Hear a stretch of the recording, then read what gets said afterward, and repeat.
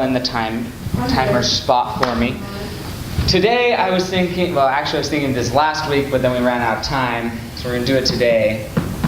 But I'm sure everyone, myself included, has one of those stories that you don't really remember about your childhood, but your whole family laughs at you about this story because apparently it happened, but you have no recollection of it happening. So whatever that is, you're going to tell us about it, and we're all going to get a chance today probably, because we have a lot of time. So, with added so's to my list, I'm very good at those. Who would like to go first? Marianne, welcome up. Okay, beginning to think about a childhood experience that I don't remember, something popped into my head that I didn't remember that I remembered. That was, I have 4 brothers and 0 sisters. In that, the world looked totally different to me than my brothers. And I'm asking them, what was childhood like in our family? Very, very different kind of childhood compared to how I envisioned my family. One recollection I do remember is my brothers always saying that I was the spoiled one. And yet, that's not how I remember it. What I remember are 4 brothers terrorizing my life.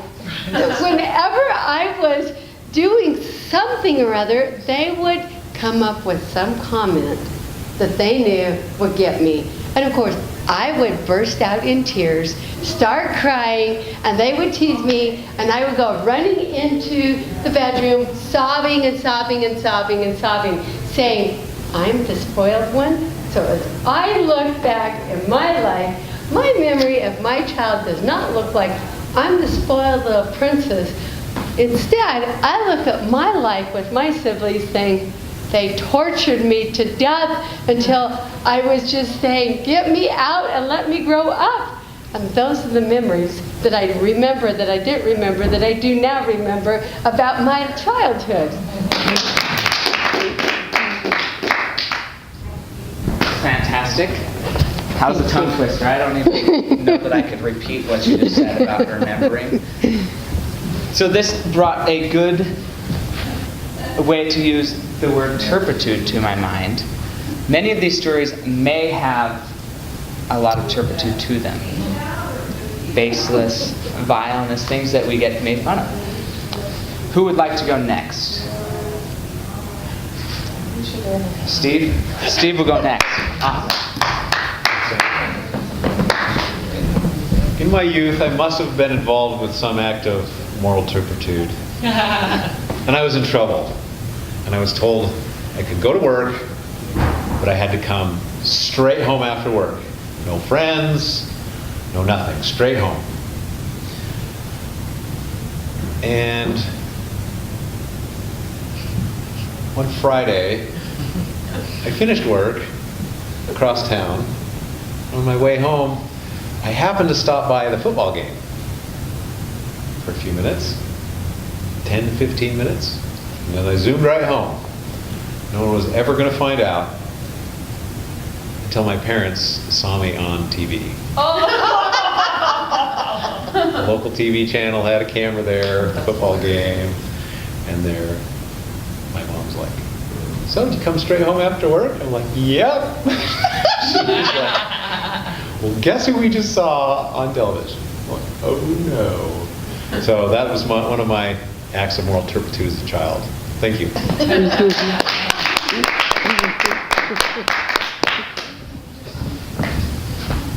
have a similar story that was probably just as good. I won't share it right now. No, you share it to us, Sam. You do it. We got I could share 2 stories. I have 2 that I really feel I could share this one though. This one I don't know if I've already shared.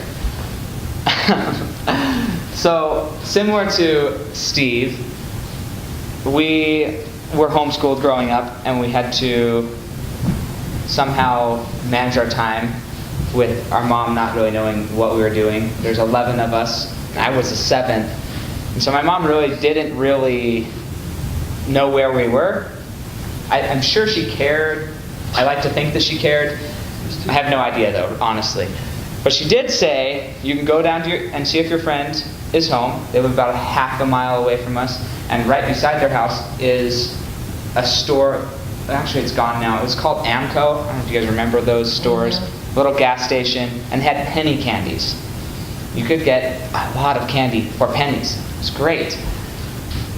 And she knew that that was a big temptation to us. And so often she would say, yes, you can go there, but you cannot go to the candy store. Okay, we won't go to the candy store. Holding our coins as we're walking out of the house so they're not making noise. And one day we happened to go and come back, and we show up. She says, did you guys go to the candy store? No, not at all. Are you sure you did not go to the candy store? Yep, absolutely certain we did not go to the candy store. Okay, go look in the mirror. Right. Okay, whatever. Go look in the mirror. Sure enough, blue. We picked the wrong type of candy. We just chose the wrong type of candy. And as a result, this is the one time I would say my mom got her punishment, the right type of punishment for the right offense. My brother and I, we had to sit on 2 stools in a middle of a room about this size, probably about 10 feet apart, for like 3 hours. It was I don't know if it was that long. It felt that long for me. But I didn't get hit that time, so it was good. Good result. So that's one of my stories, yeah. So I can't really They're good. Those stories are great when you get caught in a blatant lie. Who else would like to have a shot at telling their deepest, darkest things they don't really remember? Bart, we know you got some. I have some. Fantastic. Bring your turkey. I am the youngest of 7. Baby boy. There's 5 years in between me and my closest sister. What does that mean? 6 year old. There was an accident. I was the accident.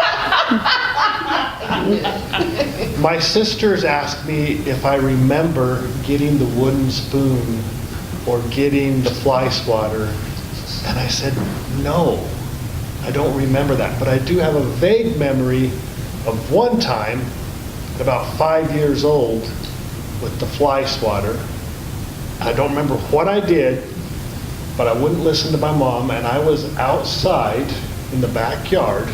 She comes out, she grabs my hand, she has the fly swatter in one hand, and we are going like this. I'm going in a complete circle. I remember a good life of being spoiled. And they say that when I got older, my mom felt guilty for the spoons and the fly swatters as a kid, so I was spoiled later. So that's my story about moral turpitude, I guess. Thank you. We have plenty of time for the 3 who have not gone to go. Oh, fantastic. I don't know about the stories that I don't remember, but I do remember this one. We had some neighbors, and they were really grumpy. And I was probably 8 or 9 years old, and I felt like they deserved a punishment. So my friend and I got some packets of mayonnaise and ketchup, and we went out to their mailbox, like Drew with mayo and ketchup all inside the mailbox. And then we took Reese's Buttercups and we squished them on their tire, the wheel, what are those round things? Yeah, the little hub. Yes, on the rims. Like, we smashed Reese's Buttercups like that's going to do anything. But, we were like, oh, we got them. And then we ran back to the house and like 7 seconds later, boom, boom, boom. And I'm like, oh no! That sound. And I just stay in my bedroom. And the lady comes to the front door, and my mom answers, and I can hear the lady going off, accusing me of what I had done. And little did I know that they had been sitting in their vehicle, their other vehicle, getting ready to go somewhere, and watched us the entire time. But I denied it over and over and over until my mom told that lady where to go. Yes, so I didn't feel enough guilt for the pain, but my friend did, and she told her mom that night, and her mom called my mom, and then my mom gave me that disappointed look, and I had to sit in a chair in the middle of the room of the whole family and explain why I had done what I had done. But I will never forget my brother's response, because it made everyone laugh and it broke up the tenseness I was feeling. But he said, Ariane, what brand of mayonnaise did you use? Did you use Hellmann's? And it immediately got everyone to laugh a little and take the focus off of me. So anyway, that is my moral turpitude story.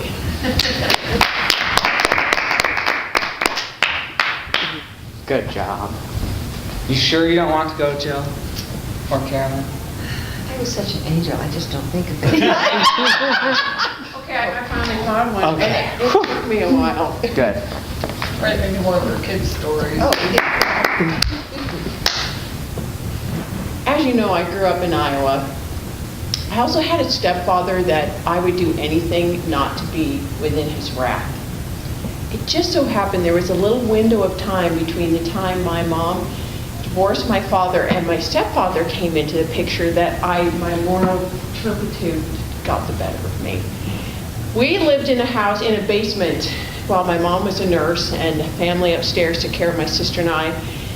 And I honestly, well, I think it had to do with this story I read in my youth. It was called The Purple Crayon. What's his name? Harold. Harold and the Purple Crayon. I thought it was the coolest thing that you could take this piece of chalk, draw these pictures, and they would come to life. That's how the story went. On each page of this book was just Harold, his crayon, and then a purple line of what he was drawing. I think that must have been what inspired me to take this piece of chalk and go to the neighbor's house and do all sorts of drawing all over their front porch, down the steps, the driveway, everywhere I could think of, going all over with this piece of chalk. And I had a similar experience where I certainly wasn't the one that did that activity. But somehow everyone knew that it was me. I think I was 4 years old at the time. And I remember that I did have to go back to that house and with a scrub brush and a bucket of water go and clean off my artwork. That really is about the extent of my turpitude in my neighborhood.